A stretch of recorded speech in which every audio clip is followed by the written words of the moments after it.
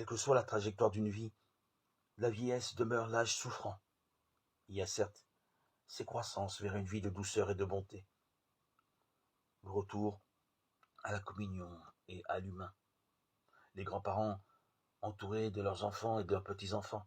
Il y a aussi, et peut-être dans la majorité des situations, aujourd'hui où les familles sont éparpillées, les grands-parents ou celui ou celle qui restent vivants, qui ne peuvent plus demeurer chez un des enfants. Ils se sentent seuls et abandonnés. De nos jours, beaucoup de personnes âgées demeurent dans un état de tristesse, de vide intérieur et d'isolement. Beaucoup sont veufs et vivent cruellement le deuil de leur compagne ou compagnon de vie. Beaucoup passent leur temps devant la télévision par facilité pour tuer le temps, où ils se ferment sur quelqu'un, le possédant, lui refusant la liberté. Ils vivent dans l'ennui ou la peur. Beaucoup ont dû se retirer dans des maisons de retraite, coupées ainsi du monde, des autres générations, de leurs amis, de leur environnement, sans soutien culturel, affectif et spirituel.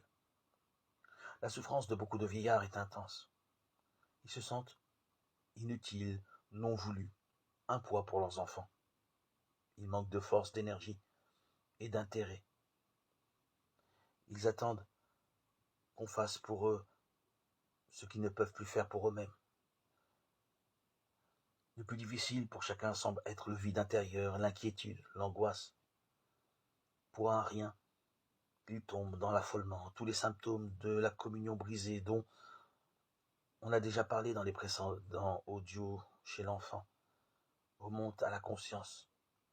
Sentiment de culpabilité, de non-valeur, de dépression, de révolte.